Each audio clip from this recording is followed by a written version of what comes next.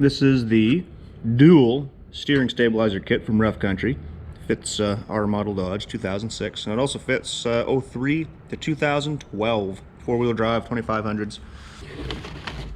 This kit would probably also fit the 1500s, but don't quote me on that.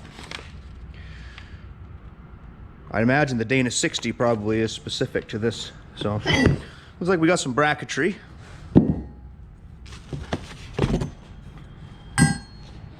Looks like we got a absorber.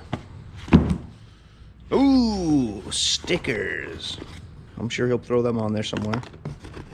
Looks like another absorber. And a box of goodies.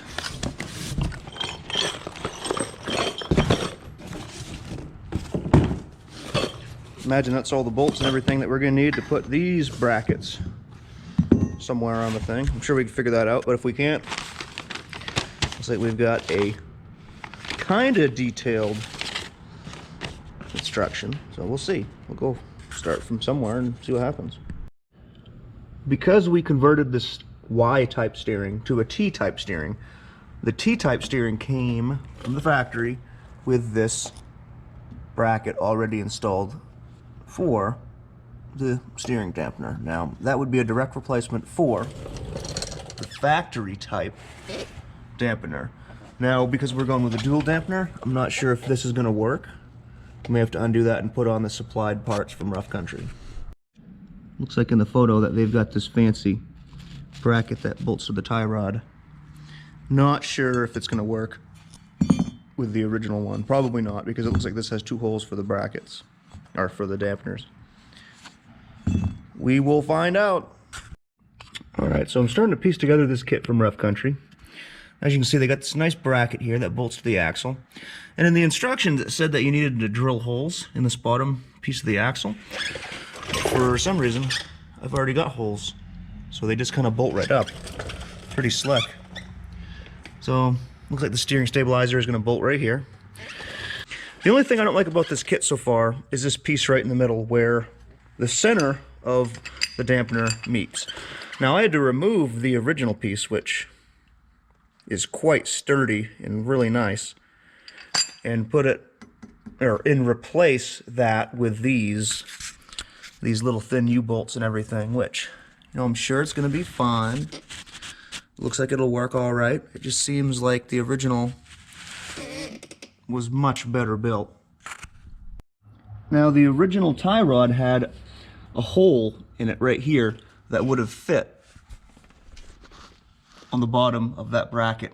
So that would have bolted right through the tie rod, making a really nice, secure fit.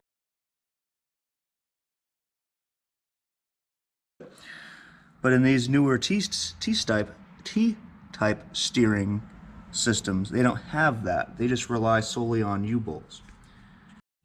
So for some reason, these stabilizers don't come with the bushings in the end links. Kind of weird. And they go in there really dry, so you kind of just have to take a little bit of WD-40 or some sort of oil and help those go in a little easier.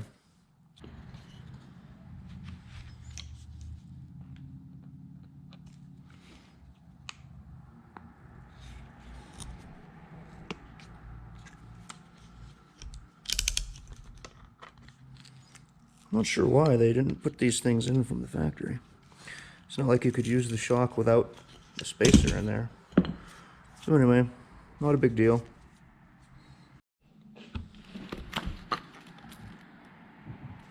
Those steel bushings, all they do is whenever you put the bolt in, that makes it so that steel bushing bottoms out and you don't completely squish and destroy that rubber. And also that way they can tighten up instead of being all flim-flam and loose.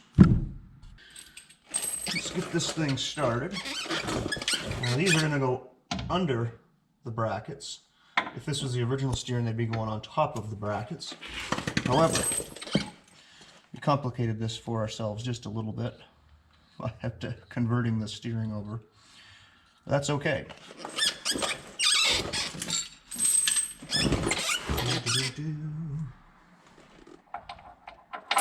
Is that the right way to do it, or to put the bolt up through?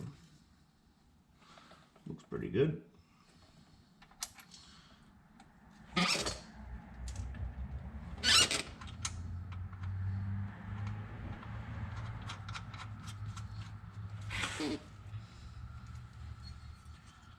Now this kind of has to go, it's going to be kind of funky. We'll have to see what happens with that.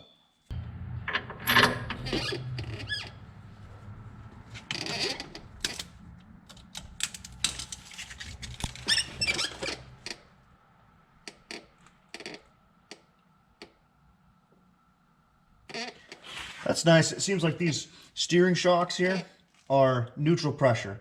So that means they're not pushing one way or the other. Whereas sometimes you can get in trouble with that if you're only using one. So it looks like that's going to kind of go together like this. Have that little fancy CNC cut RC panel on there.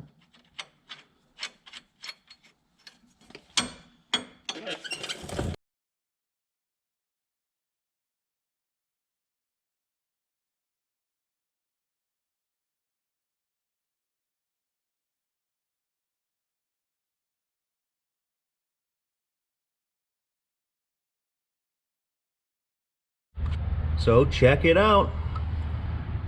Looks like a pretty nice steering stabilizer setup, actually. I was kind of skeptical. I mean, I like the, I'm a big fan of the original single arm design, you know, with just the single dampener, but this will be fine. I think the weak point may be here in the center with those U-bolts, but it's gonna be fine. I think it'll work. Because basically the original one had the same type of U-bolts. It's just they were a little heavier U-bolts. So maybe that'll be fine. We'll see. I mean, it looks nice anyways. I like the brackets and everything. They fit real good. I didn't have to do any drilling. In the instructions, it said you had to drill the holes in the bottom tang on the front axle, but I didn't have to for some reason. Mine had the holes already there. Maybe some models didn't. But overall, fit and finish is pretty nice. We'll see if it turns without any issue. Don't mind that squealing belt.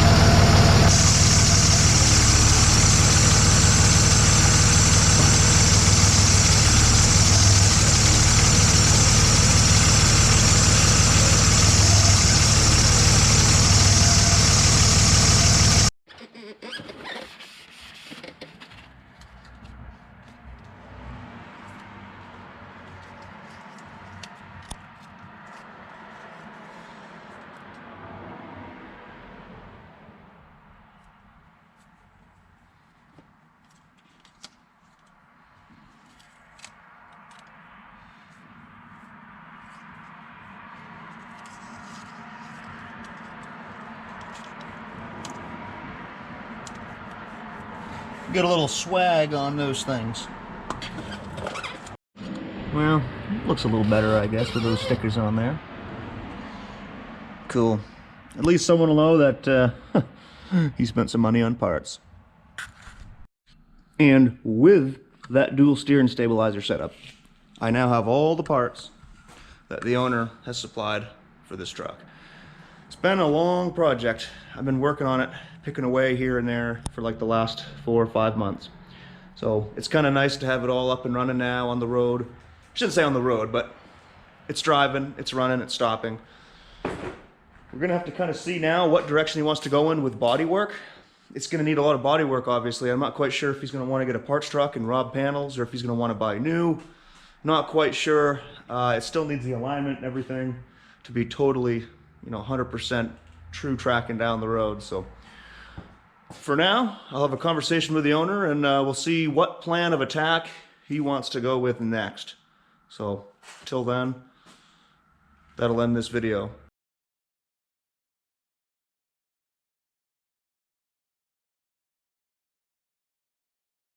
So the wheels are going straight and the steering wheel is not. So the idea is I'm going to try to adjust the drag link just a little bit, see if we can get the steering wheel straight again. So I'm going to adjust this adjustment. That's the drag link for the steering box. There's a big gap there, so I'm going to try to tighten that up a little bit and see if that won't straighten out our steering wheel.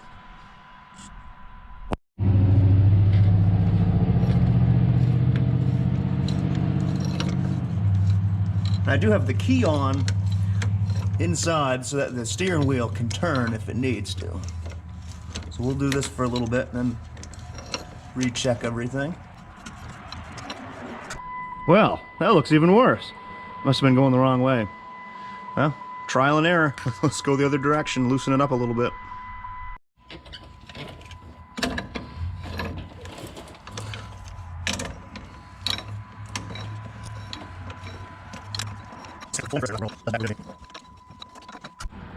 Alright, so that's about as much as I dare go. You can kind of see the end of the rod is still in the sleeve, so it'll still have a lot of clamping ability. However, I'm not going to go too crazy because we still have to adjust the tie rods and everything. And there could be, you know, quite a bit of adjustment left there, so I just kind of wanted to get the steering wheel straight just so that it wouldn't drive me nuts whenever I'm moving this thing around. So we'll go from there. This is the steering wheel now. I think that's pretty acceptable. Once I get out in the parking lot, I'll see how that looks. Alright, so that's good enough just for now. I have a feeling that this adjustable track length is going to need to be adjusted, and that in turn is going to throw off that drag link dimension. So once I get a little further in, I'm going to adjust this track bar to center the front axle, and then that dimension there with the drag length that I just adjusted is going to change. So we've got a little more measuring and figuring to do.